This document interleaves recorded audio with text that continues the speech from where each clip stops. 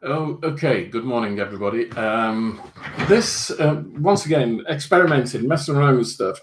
This is YouTube going live. So rather than using Streamlabs, I'm just using YouTube. So no Facebook, no YouTube, no Facebook, no Streamlabs. This is just YouTube live. I'm live on YouTube. So completely different. And I'm using the Snowball mic, so I hope everything's all right. You can hear me okay. It appears to be all right. Yes, it appears to be all right. So that's good. Been a funny old couple of days in the X-Plane world. There's been a couple of things that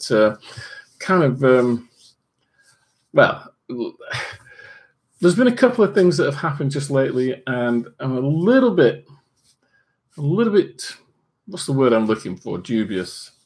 And I'm even so. Hi, Darren. I'm even a little bit loath to talk about them, but and I'm going to talk about things in code, but I'm sure you'll understand. I'm sure you'll know what I'm talking about or who I'm talking about. But there's a couple of things happened in the last couple of days, and they've left a funny taste in the back of my throat. So there was an article about piracy that has been going and doing the rounds, and I wasn't too sure about what the article was saying, but in the end, I think it was saying that. I mean, first of all, it's saying that piracy is no good. Piracy is bad, and it is. Piracy is bad in the software world, but it happens everywhere. It happens with all software, not just flight simulation software. It happens with all software, so it's bad. Okay, piracy. There's piracy in the film industry. There's piracy in the music industry. There's piracy in everywhere, as far as I know, software especially. I've been around computers and software for a long time, and there has always been piracy, and there are always ways of trying to stop piracy. There was an article the other day about it, and I was a little bit dubious about this article because the way that it was written, it was almost saying as if developers, it's your fault if you get pirated, regardless of what you do. And it spoke about, I think it spoke about UK 2000, Norbex, and a couple of others, and it was almost blaming developers for piracy, because I think it was saying the mere fact that your product is out there means that it will be pirated. It seems like a stupid thing to say. So I found that article a little bit odd. But further to that, within that article, there was a screenshot of a piracy site, which I'd never heard of until 2 days ago, because it's not something I go looking for. But it led me to believe that whoever wrote that article must, because of the nature of the screenshot, whoever wrote that article must have registered to that pirate site, which seemed a little bit strange, really, because on one hand they were saying piracy is bad, but then they put in a screenshot of this pirate site where they clearly had access to some of the stuff. So that was a bit strange. And then, of course, we heard the tragic news of what happened in Russia in the shopping mall, where there was that dreadful, tragic fire, and a developer and his family were caught up in that. They luckily got out. The developer was able to save his family, but tragic events, and one can only imagine what he and his family went through. But then something appeared on a site which was basically offering support, condolences, and what have you. But the way that it was written just left me feeling really strange. The way that was written. So it's just a couple of things happening at the moment around the X-Plane social media community that leaves me feeling a little bit And I think it behoves us all of us who are involved in social media, whether it's through YouTube, whether it's through Facebook groups, whether it's through forums or websites or whatever. I think we need to be a little bit careful. Just step back a little bit, be careful about what it is you're writing, or make sure you get some editors that look at what you're writing and clean it up. That's all I'm going to say. It's weird. It's weird. On the other hand, of course, moving away from that stuff, but moving on to X-Plane itself, there's been some amazing things happened in the last few days. And of course, I was away on holiday, came back, and I felt a bit, as I always do when I come back from holiday, because I've got to, it's like getting back into the saddle again. And so I was feeling a bit down, I think. Even though I released a couple of videos, one of them, which was a really bad video, I shouldn't have done it. I did it live. I did a live stream of the Aerobass Diamond DA, I forget the number, 62 or 46, one or the other. I did a live stream of that, and it was really bad, and it was disjointed. It was all over the place. And I think I did the live stream because I'd received the model, and I thought, oh, well, I should do something. And really what I should have done, and what I have been doing it since then, it's taken a little bit of time to actually learn the aircraft and get to grips with it, and then I'll do a full proper review of that.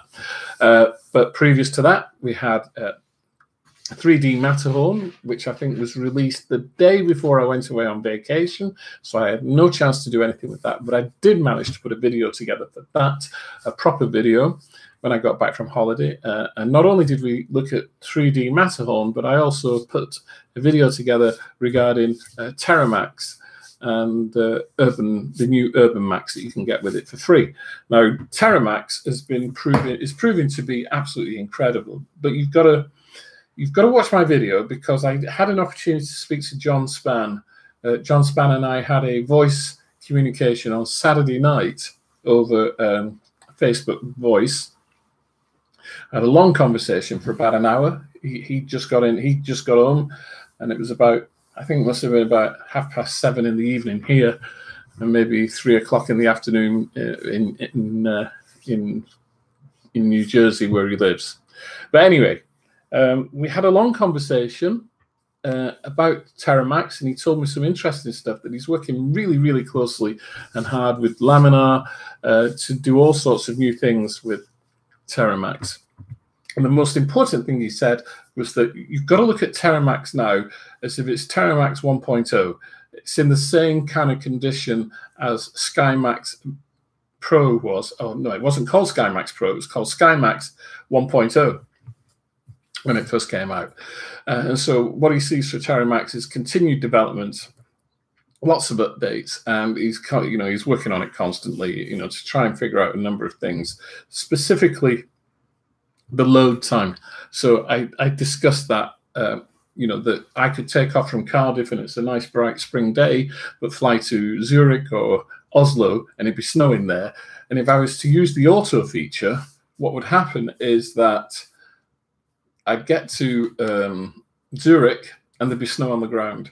But by using the auto feature, what would happen, I'd have at some point or another, there would be a 5-minute pause whilst all the textures were loaded in. So he wants to get rid of that pause, and he has a plan. He thinks he can do it based on a certain usage of data refs, and so that was really interesting. The one thing I didn't mention in that video, which I can mention now, is accumulation of snow, okay?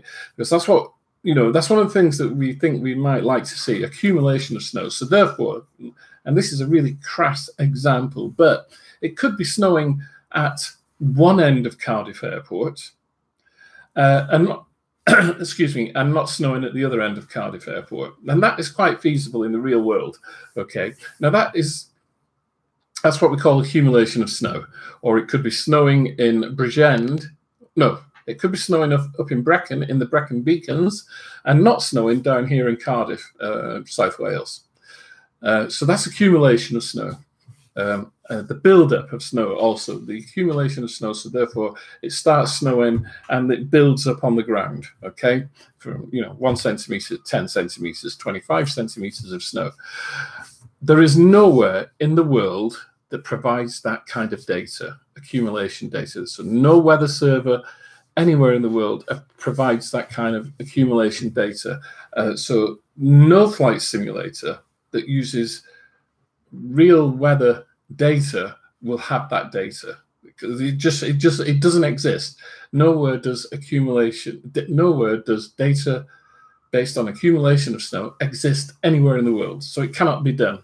But I think John will try to figure a way around that. Not that it will show accumulation of snow, but maybe, that it's snowing in one place and not snowing in another.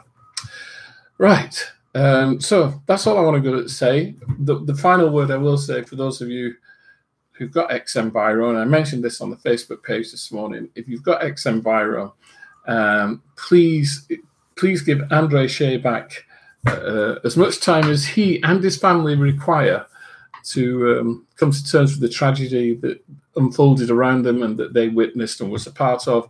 And do not hassle him or write into forums asking when 1.08 is going to be out.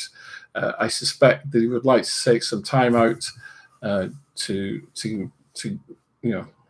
gather himself and his family around him, and just other than writing messages of support to him and his family, give the guy a break, and don't be asking when's 1.08 coming out. Okay, that's it. It's a quick stream, mostly because I'm testing this YouTube live stream as opposed to Streamlabs and YouTube together. So yeah, okay, there we go. I'll see you guys. It's really weird looking at having reminded myself to keep looking at the camera lens and not looking at myself, which I'm doing now. Because you look at yourself and then people wonder what the hell's going on. You see some new YouTubers do that. They're not used to looking into the camera lens, and it's a bit difficult. Right, that's it. We had 8 people on a 12-minute live stream. Darren Foe is the only person that said hello, but for the other 7 people, thumbs up. We'll see you soon. Cheerio.